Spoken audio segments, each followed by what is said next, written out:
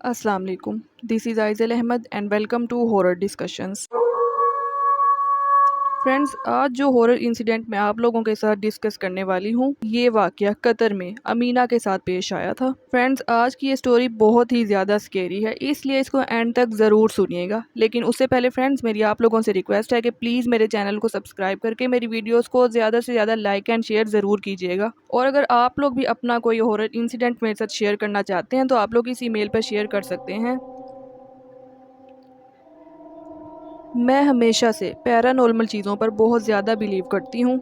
मैं बांग्लादेश में पैदा हुई थी, लेकिन मेरी फैमिली बांग्लादेश से नहीं थी। They just settled there. मेरे फादर और मेरी ग्रैंड मदर हमेशा मुझे हमारी फैमिली मेम्बर्स के साथ होने वाली पैरानॉर्मल एक्टिविटीज़ की स्टोरीज सुनाते रहते थे, जो मैं बहुत शौक से सुनती थी। लेकिन मैंने कभी भी इन चीज़ों के बारे में बहुत ज़्यादा नहीं सोचा था और ना ही कभी मेरे साथ कुछ ऐसा हुआ था। मैंने शादी के बाद बांग्लादेश छोड़ दिया और अपने हस्बैंड और बच्चों के साथ अब्रॉड शिफ्ट हो गई। हम लोगों को घूमने फिरने का बहुत ज़्यादा शौक था, जिस वजह से हम अक्सर ट्रैवल करते रहते थे, एक कंट्री से दूसरी कंट्री। और ये वाक़या जो मैं आप लोगों के साथ शेयर करने वाली हूँ, ये हमारे साथ तब पेश आया था जब हम दोहा में रह रहे थे। हमने कतर में 2012 में मूव किया था और वहाँ जाकर हम एक विला में रहने लगे, जो एक इंडिपेंडेंट हाउस था और उसके आसपास और भी बहुत से इंडिपेंडेंट हाउसेस थे। ये एक कंपाउंड की तरह लगता था। इस घर में एंटर होने के बाद मुझे एक बहुत ही ज़्यादा अनकंफर्टेबल सी फीलिंग हो रही थी और उसके बाद मैंने इस घर में कुछ पैरानॉर्मल एक्टिविटीज़ भी फील की। जैसे कि अक्सर मुझे लगता था कि मेरे हस्बैंड ने मुझे आवाज़ दी है और जब मैं उनसे पूछने के लिए जाती थी तो वो कहते थे कि उन्होंने आवाज़ नहीं दी। कभी कभी रात में मुझे मेरे बच्चों के खेलने की आवाज़ आती थी जब वो सो रहे होते थे। किचन के कैबिनेट अपने आप खुल जाना, लाइट्स खुद ब खुद ऑन हो जाना, इस तरह के छोटे छोटे इंसिडेंट्स इस घर में होते रहते थे। लेकिन मैं इन सब चीज़ों को इग्नोर करके वहाँ पर रह रही थी, क्योंकि मैं जानती थी कि हम लोग हमेशा के लिए इस घर में नहीं रहने वाले। पर एक वाकया जो मेरे साथ इस घर में हुआ था वो बहुत ही ज़्यादा अजीब और खौफनाक था। मुझे ज्वेलरी का बहुत ज़्यादा शौक था, जिस तरह से हर लड़की को होता है। और एक दिन जब मैं शॉपिंग के लिए मॉल में गई तो वहाँ पर मुझे एक रिंग पसंद आई। ये एक बहुत खूबसूरत ब्लू स्टोन वाली रिंग थी, जिसके साइडों पर 8 वाइट स्टोन्स लगे थे। ये रिंग एग्जैक्टली प्रिंसेस डायना की इंगेजमेंट रिंग की तरह थी और मैं इस रिंग के बारे में बहुत ज़्यादा एक्साइटेड थी। ये रिंग मुझे इतनी ज़्यादा पसंद आई कि मैं हर वक्त इस रिंग को पहन के रखती थी और मेरे हस्बैंड अक्सर मुझे कहते थे तुम मुझे पागल लगती हो। लेकिन उस वक्त ये रिंग मेरी सबसे ज़्यादा फेवरेट थी। लेकिन फिर काफ़ी अरसा तक इस रिंग को पहनने के बाद एक दिन मैं बहुत तंग आ गई और मैंने इस रिंग को उतार के अपने ज्वेलरी बॉक्स में रख दिया और उस ज्वेलरी बॉक्स को मैंने अपने कपबोर्ड में रख दिया। और फिर मैं अपने घर के काम काज और अपने बच्चों के साथ मसरूफ़ हो गई।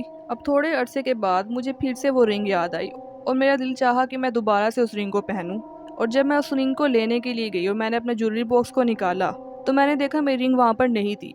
मैं बहुत ज़्यादा परेशान हो गई। मैंने हर जगह उस रिंग को ढूंढा, लेकिन मुझे अच्छे से याद था कि मैंने वो रिंग उसी ज्वेलरी बॉक्स में रखी थी। मैंने अपने हस्बैंड से उसके बारे में पूछा, उन्हें भी इस बारे में कुछ नहीं पता था। मेरे 2 बच्चे थे, एक 5 साल का और एक 7 साल का। ये दोनों बच्चे बहुत छोटे थे और ये पॉसिबल ही नहीं था कि वो कबर्ड को खोल के उसके अंदर से ज्वेलरी बॉक्स निकालें और फिर उसमें से रिंग निकालें। लेकिन फिर भी मैंने अपने बच्चों से भी पूछा, लेकिन उनको भी उस रिंग के बारे में कुछ नहीं पता था। हम 4 लोगों के अलावा मेरे घर में और कोई भी नहीं होता था, कोई मेड वगैरह भी नहीं आती थी।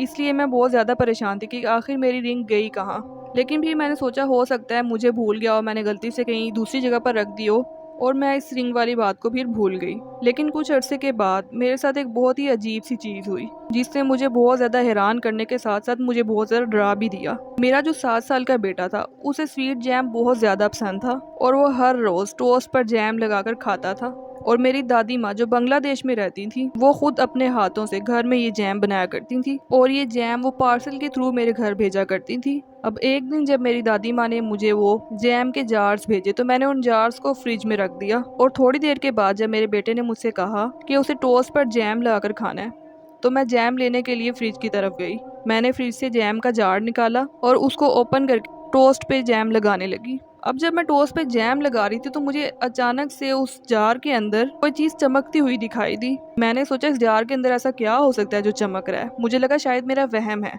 मैं दोबारा से अपने काम में मसरूफ हो गई, लेकिन मुझे एक बार फिर से कोई चीज उसके अंदर चमकती हुई नजर आई। मैंने जब गौर से देखा तो मुझे ऐसा लगा जैसे वो एक रिंग है। तो मैंने सोचा कि मेरी दादी माँ बूढ़ी हो चुकी हैं और शायद वो गलती से इस जार में जैम डालते डालते अपनी रिंग भी साथ डाल बैठी हैं और निकालना भूल गई हैं। तो मैंने एक चम्मच लिया और मैंने उससे वो रिंग बाहर निकाली। जब मैंने उस रिंग को बाहर निकाला तो लिटरली मैं देखकर हैरान रह गई कि ये मेरी वो वाली रिंग थी जो कुछ अर्से पहले गुम हुई थी, और मैंने उसको पूरे घर में ढूंढा था, मुझे कहीं भी नहीं मिली थी। मुझे समझ नहीं आ रही थी कि ये जैम के जार्स कुछ अर्सा पहले ही अभी बांग्लादेश से यहाँ पर आए हैं। मेरी रिंग इन जार के अंदर क्या कर रही है?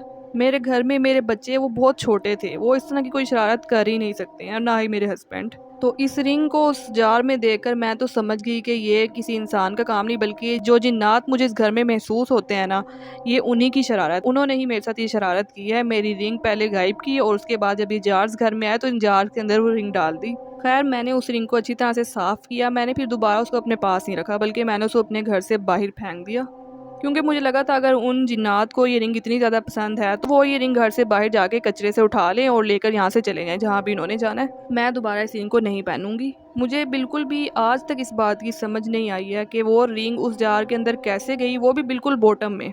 और इस वाक़े को आज भी मैं सोचती हूँ तो मुझे गूस बम्स आ जाते हैं, मैं बहुत ज़्यादा डर जाती हूँ। मेरे लिए तो ये एक बहुत ही ज़्यादा स्केरी इंसिडेंट था। तो फ्रेंड्स, ये थी हमारी आज की रियल हॉरर स्टोरी। आप लोगों को कैसी लगी मुझे कमेंट में ज़रूर बताइएगा। मेरे चैनल को सब्सक्राइब करना, वीडियो को लाइक शेयर कमेंट करना बिल्कुल भी मत भूलिएगा। तो अब हम मिलेंगे कल किसी नई हॉरर स्टोरी के साथ। तब तक के लिए अल्लाह हाफिज़।